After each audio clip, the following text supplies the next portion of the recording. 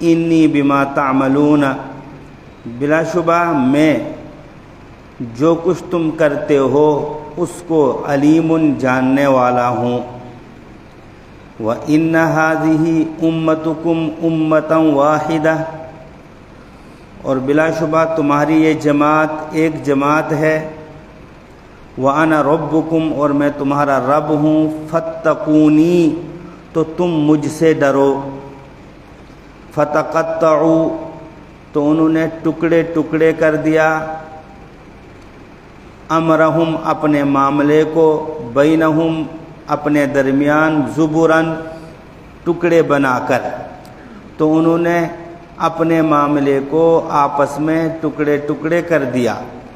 کل حزب، ہر جماعت، بما لدیہم، اس چیز کی وجہ سے جو ان کے پاس ہے، فرحون، خوش ہے۔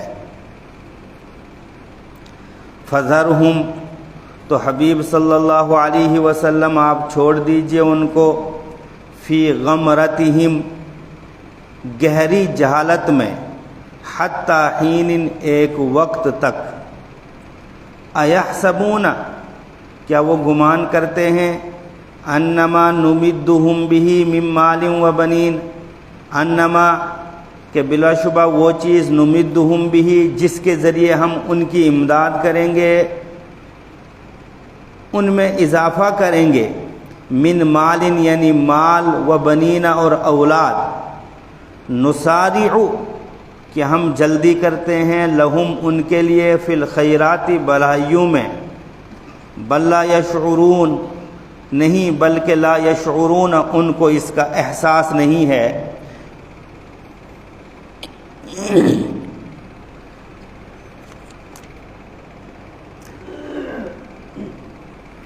دو رکوع سے بات یہ چل رہی تھی کہ حضرت نوح علیہ السلام سے لے کر حضرت عیسیٰ علیہ السلام تک جتنے بھی انبیاء علیہم السلام آئے،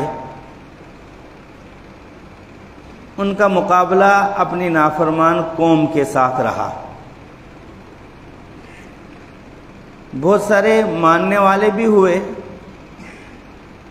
لیکن اکثر و بیشتر نافرمان رہے، جنہوں نے اللہ کی توحید کو نہیں مانا اور وقت کے رسولوں کو نہیں مانا۔ ان دو رکوع میں قوموں سے خطاب تھا، اور قرآن کریم میں ان واقعات کو ذکر کرنے کا مقصد یہ ہے کہ جو نافرمان لوگ ہیں ان کو سبق مل جائے کہ زمانہ قدیم میں قوموں نے نافرمانی کی ہے تو وہ عذاب سے دوچار ہوئے ہیں، لہذا اگر تم بھی نافرمانی کرتے ہو تو تمہیں بھی عذاب سے دوچار ہونا پڑے گا۔ اور اس کا مزہ اور ذائقہ مشرکین عرب نے رحمت عالم صلی اللہ علیہ وسلم کی ہجرت کے بعد چکھ لیا۔ حضرت صدیق اکبر رضی اللہ تعالی عنہ ارشاد فرماتے ہیں کہ جب آپ علیہ السلام نے ہجرت فرمائی تو مجھے پورا یقین ہو گیا کہ اب مشرکین مکہ کو عذاب سے دوچار ہونا پڑے گا، اس لیے کہ یہ آخری علامت اور نشانی تھی کہ محمد عربی صلی اللہ علیہ وسلم کو اپنے وطن سے انہوں نے نکالا۔ دوسرا مقصد ان واقعات کو بیان کرنے کا یہ ہوتا ہے کہ انبیاء علیہم السلام کو تسلی ہو۔ جیسے ہمارے آخری پیغمبر ہیں محمد عربی صلی اللہ علیہ وسلم، ان پر یہ آخری کتاب قرآن کریم نازل ہوئی، تو آپ علیہ السلام کو بھی بہت زیادہ مقابلہ تھا مخالفین کے ساتھ، بلکہ آپ ایک موقع پر ارشاد فرماتے ہیں اللہ کے دین کی اشاعت کے سلسلے میں مجھے اتنی تکلیف دی گئی کہ کسی کو اتنی تکلیف نہیں دی گئی، اور اللہ کے دین کے سلسلے میں مجھے اتنا ڈرایا گیا کہ میرے علاوہ کسی کو مجھ سے پہلے اتنا نہیں ڈرایا گیا۔ تو آپ علیہ الصلاۃ والسلام پر جب یہ کتاب نازل ہوئی اور آپ کو بھی مخالفین اور اعداء دشمنوں کا سامنا تھا، تو اللہ رب العزت نے ان واقعات کو بیان کر کے آپ کو تسلی دی کہ حبیب صلی اللہ علیہ وسلم آپ بھی صبر کیجئے، فاصبر کما صبر اولو العزم من الرسل، جیسے سابقہ رسولوں پیغمبروں نے صبر کیا ہے۔ ہر ایک کے ساتھ یہ معاملہ ہوا ہے کہ آپ کو تو بہت سارے پھر بھی ماننے والے ہیں، لیکن آپ سے پہلے پیغمبر ایسے گزرے ہیں کہ کسی کا ماننے والا ایک ہے، کسی کے ماننے والے دو ہیں اور کسی کا کوئی نہیں ہے۔ مسلم شریف کی روایت ہے، محشر کے میدان میں تمام انبیاء ہوں گے اور ہر نبی کی امت ہوگی، تو کوئی نبی خالی آئے گا، اس کے پاس کوئی امتی نہیں ہوگا۔ کوئی نبی ایک امتی لے کر آئے گا، کوئی 2 لے کر آئے گا، کوئی 10 لے کر آئے گا، کوئی 100، کوئی 1000۔ آپ علیہ الصلاۃ والسلام کی امت کثیر تعداد میں ہوگی، کثرت کے ساتھ ہوگی۔ تو آپ علیہ الصلاۃ والسلام کو تسلی دی گئی کہ آپ کے ماننے والے تو پھر بھی بہت زیادہ ہیں، آپ پرانے واقعات کو دیکھیے اور سنیے، سابقہ انبیاء علیہم الصلاۃ والسلام کے ساتھ کیا کچھ قوم نے برتا۔ اس بیان کو ختم کرنے کے بعد رب تعالیٰ نے حضرات انبیاء علیہم الصلاۃ والسلام کو مخاطب بنایا، جہاں سے آج تلاوت کی گئی سورہ مومنون کی آیت نمبر 51 سے لے کر آیت نمبر 56 تک۔ یا ایھا الرسل، اے رسولو، کلوا من الطیبات، کھاؤ تم نفیس چیزوں میں سے، پاک چیزوں میں سے، حلال چیزوں میں سے۔ بظاہر یہ حکم انبیاء علیہم الصلاۃ والسلام کو ہے کہ آپ حلال چیزیں کھاؤ، پاک چیزیں کھاؤ، پاکیزہ چیزیں کھاؤ، نفیس چیزیں کھاؤ، لیکن انبیاء کے توسط سے یہ انسانوں کو ہے، کائنات کو ہے، اور قرآن کے مخاطب ہم ہیں، صحابہ سے لے کر اب تک اور قیامت تک آنے والے لوگ، ہمیں جو ہے اس کا حکم ہے کہ تم حلال کھاؤ۔ سوال یہ پیدا ہوتا ہے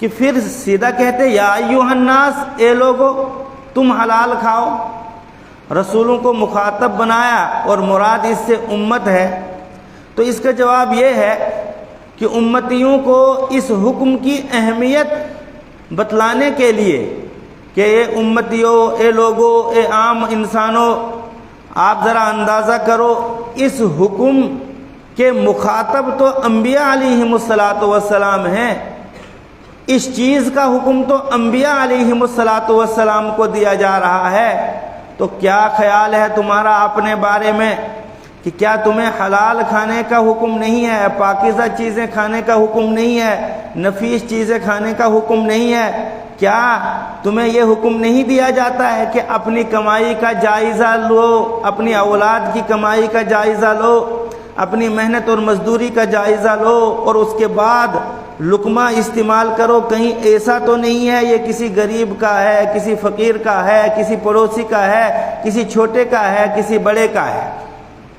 کہیں اگر ملازم ہیں تو ایسا تو نہیں ہے کہ یہ سرکار کا حق ہے اور آپ کھا رہے ہیں؟ کسی ٹھیکیدار، میٹ اور مستری کا حق تو نہیں ہے آپ کھا رہے ہیں؟ کسی پڑوسی، دوست اور بھائی کا حق تو نہیں ہے کہ آپ کھا رہے ہیں؟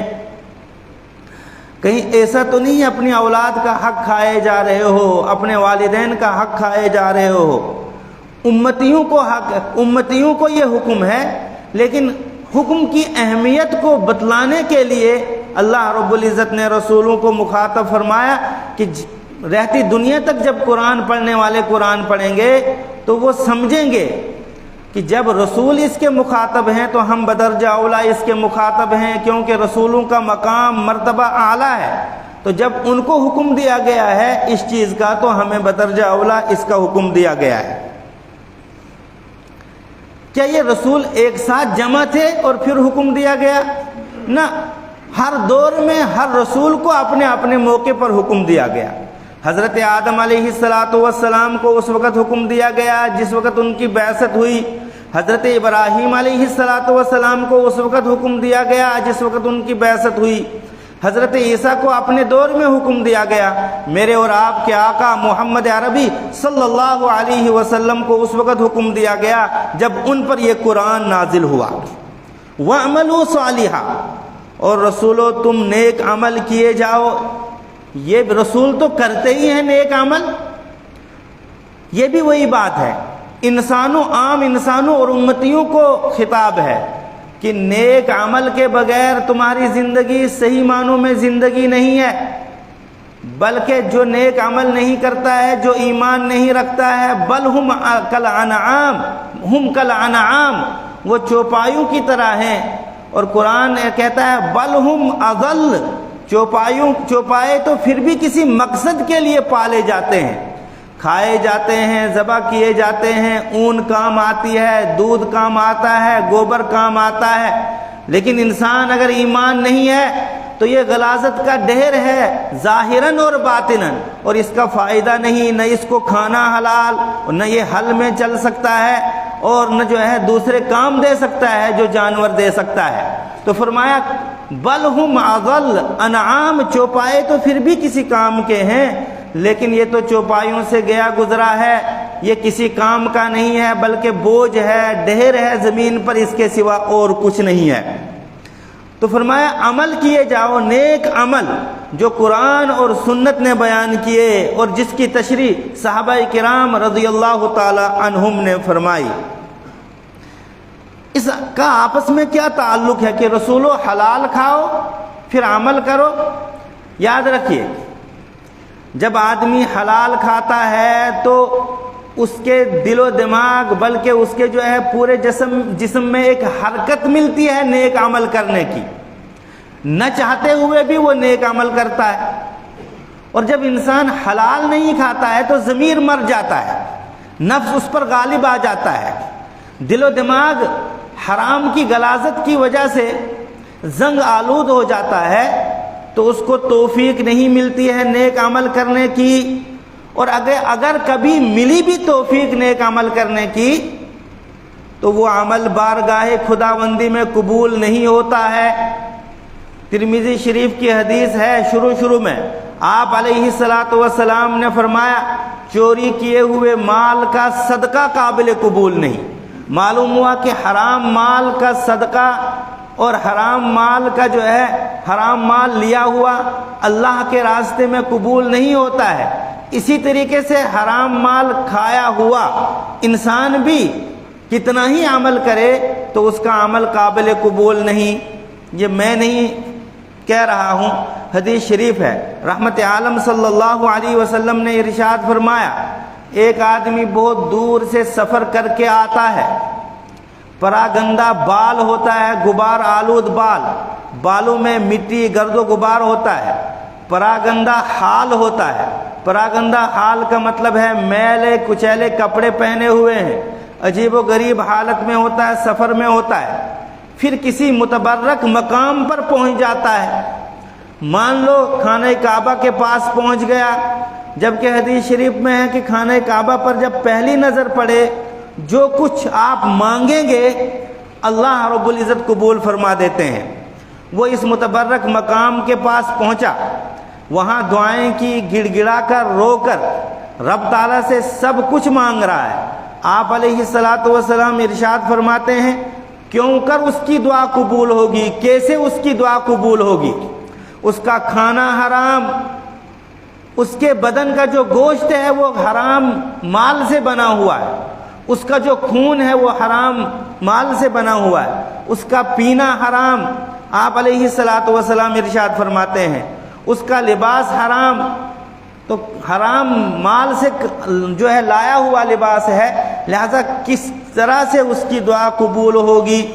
اسی وجہ سے حضرت عمر رضی اللہ تعالی عنہ کے ایک شاگرد ہیں حضرت میمون بن مہران، وہ فرماتے ہیں جس طریقے سے ہم پاس اور پڑوس پر نظر رکھتے ہیں اور ان کی تحقیق کرتے ہیں اور جائزہ لیتے ہیں، گاڑی کہاں سے آئی، پیسہ کہاں سے آیا، لباس کہاں سے آیا، مال کہاں سے آیا، فنکشن تھا اس میں 3 قسم کی ڈشیں تھیں، یہ پیسہ کہاں سے آیا، اور یہ ہائی برانڈ کی چیزیں استعمال کرتا ہے، پیسہ کہاں سے آتا ہے۔ فرمایا نا تم نے اس کی قبر میں نہیں جانا ہے اور تم نے اس کا جائزہ نہیں لینا ہے۔ جس طریقے سے تم پاس اور پڑوس کا، ساتھیوں کا خیال رکھتے ہو، اس طریقے سے تم اپنے آپ کا جائزہ لو، نفس کا جائزہ لو، دل و دماغ کا جائزہ لو، پھر اپنی کمائی کا جائزہ لو، اپنے لباس کا جائزہ لو اور اپنی زندگی کا جائزہ لو۔ آسانی ہوگی پروردگار عالم کے سامنے حاضر ہونے میں اور وہاں حساب و کتاب دینے میں۔ انی بما تعملون علیم، رسولو جو تم عمل کرتے ہو میں جانتا ہوں، تو بدرجہ اولا جو انسان اور کائنات قیامت تک عمل کرے گی اس کو ہم جانتے ہیں۔ وَإِنَّ هَذِهِ أُمَّتُكُمْ أُمَّةً وَاحِدَةً، اے رسولو تمہاری یہ جماعت ایک جماعت ہے۔ وَأَنَا رَبُّكُمْ، اور میں تمہارا رب ہوں۔ فَاتَّقُونِي، تو تم مجھ سے ڈرو۔ رسولوں کی جماعت ایک کا مطلب ہے ان کی بنیادی تعلیم توحید ہے، ان کی بنیادی تعلیم رسالت ہے، اور ان کی بنیادی تعلیم بعث بعد الموت ہے کہ دوبارہ زندہ ہونا ہے۔ یہی مطلب ہے ان کی جماعت ایک ہے، یعنی ان کی دعوت ایک، ان کا مشن ایک، ان کا کام ایک، وہ ایک ہی مقصد کے لیے مبعوث کیے گئے ہیں، لوگوں کو راہ راست پر لائیں۔ فرمایا میں تمہارا رب ہوں، مجھ سے ڈرو۔ ڈرنے کا مطلب ہے اللہ رب العزت کی اطاعت کرنا اور رسول رحمت صلی اللہ علیہ وسلم کی فرما برداری کرنا۔ تقویٰ کا تو ایک مطلب یہ بیان کیا جاتا ہے کہ اللہ رب العزت کے فرض کیے ہوئے، واجب کیے ہوئے اعمال کو ویسے کرنا جیسے اللہ کا فرمان ہے، اور رسول رحمت صلی اللہ علیہ وسلم کی باتوں کو ماننا جیسے آپ نے ارشاد فرمایا، اور آپ نے جن چیزوں سے منع کیا ہے، روکا ہے، ان کو نہ کرنا ویسے جیسے کہ آپ نے نہ کرنے کا حکم دیا۔ لیکن تقویٰ کا ایک معنی یہ ہے اللہ رب العزت کو حاجت روا سمجھنا، مشکل کشا سمجھنا، اللہ رب العزت کی عبادت کرنا، اطاعت کرنا، اور رسول رحمت صلی اللہ علیہ وسلم کے طریقوں کو اپنانا۔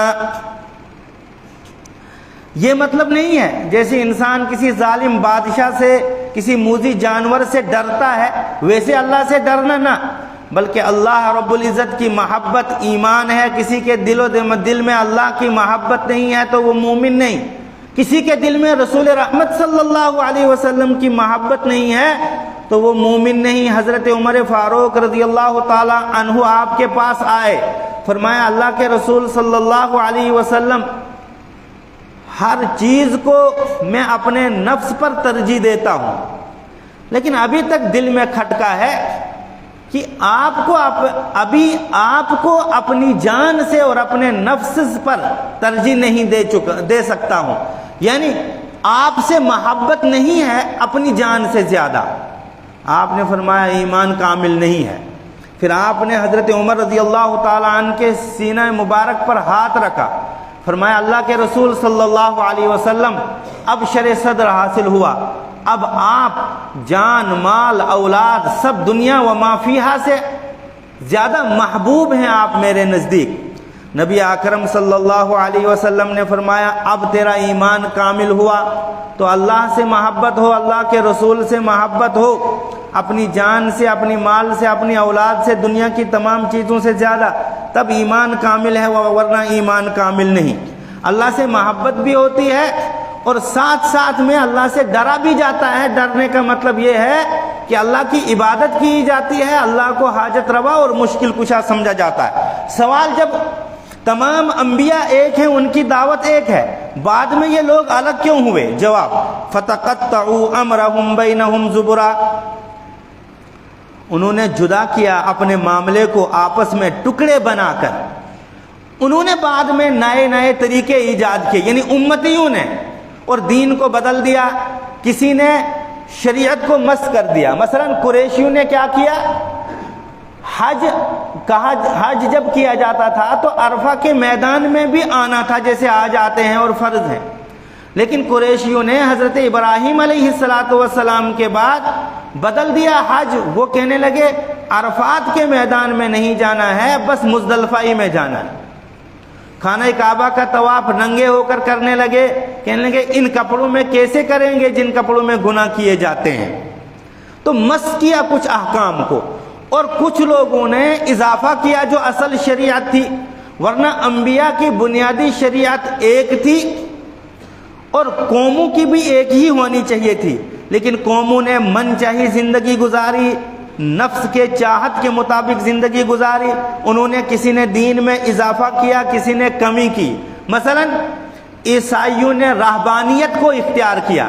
راہبانیت کا مطلب ہے اچھا نہیں کھائیں گے، اچھا نہیں پہنیں گے، اچھے طریقے سے نہیں رہیں گے، نکاح نہیں کریں گے.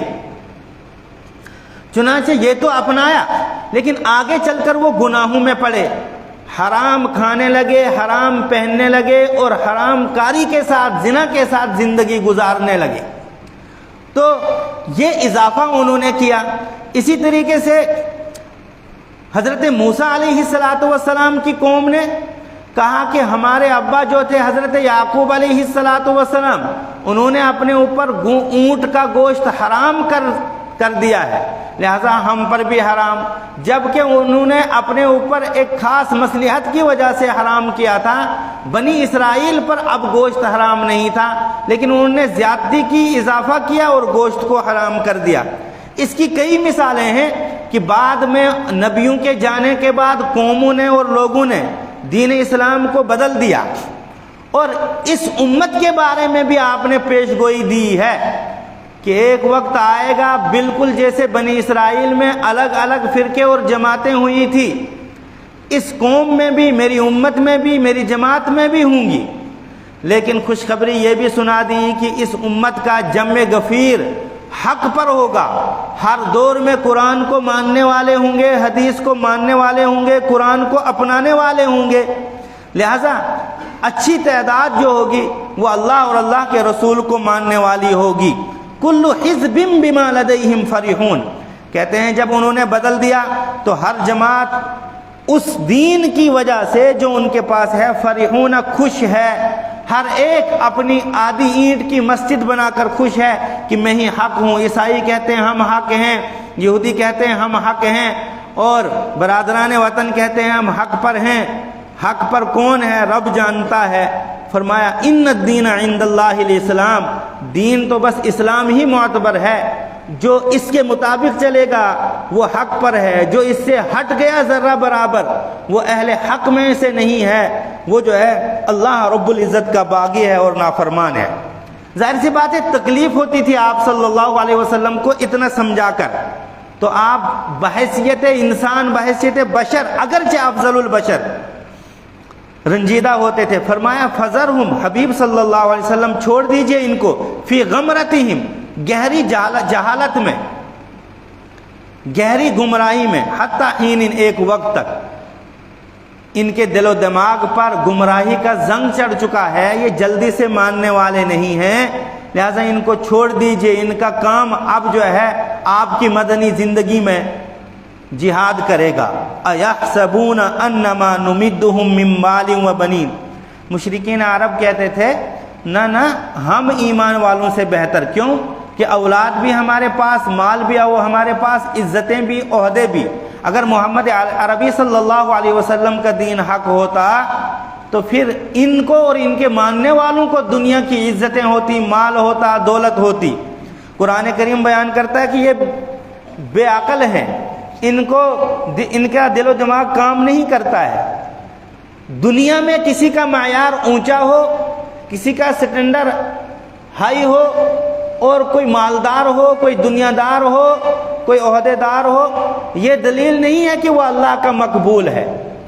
یہ تو ہم نے اس کو ڈھیل دے رکھی ہے کہ وہ شکر ادا کرتا ہے یا نہیں، اور بے ایمان ناشکرا ہوتا ہے یا یہ ناشکرے ہیں. اس کا خمیازہ ان کو کل قیامت کے دن بھگتنا پڑے گا. اور ایک حدیث شریف یاد آئی، جس نے دنیا میں جتنے زیادہ مزے اڑائے ہوں گے قبر اتنا ہی اس کو بھینچے گی. اللہ رب العزت ہماری حفاظت فرمائے. فذرہم آپ چھوڑ دیجئے ان کو فی غمرتہم گہری جہالت میں حتی حین ایک وقت تک ایحسبون کیا یہ مشرکین عرب گمان کرتے ہیں انما نمدہم بہ من مال و بنین کہ وہ مال اور اولاد جس کے ذریعے ہم ان میں اضافہ کرتے ہیں وہ مال اور اولاد جو ہم ان کو دیتے ہیں نسارع لہم ہم جلدی کرتے ہیں ان کے لیے فی الخیرات بھلائیوں میں کہ یہ اس کے مستحق ہیں یہ اللہ کے مقبول بندے ہیں اس وجہ سے ہم ان کو مال دیتے ہیں اولاد دیتے ہیں خوشحالی دیتے ہیں عزتیں دیتے ہیں قرآن کہتا بل نہیں لا یشعرون ان کو اس کا احساس نہیں ہے ہم ڈھیل دیتے ہیں آزماتے ہیں دیکھتے ہیں کہ کیا یہ شکر ادا کرتے ہیں یا نہیں اور دنیا نے دیکھا یہ ناشکری کر رہے ہیں تو دنیا میں بھی ان کو اس کا بھگتان کرنا ہوگا اور آخرت میں بھی ان کو اس کا بھگتان کرنا ہوگا اللہ رب العزت ہمیں ان آیتوں پر عمل کی توفیق عطا فرمائے قرآن کو سمجھنے سمجھانے کی توفیق عطا فرمائے سبحان ربک رب العزت عما یصفون وسلام علی المرسلین والحمد للہ رب العالمین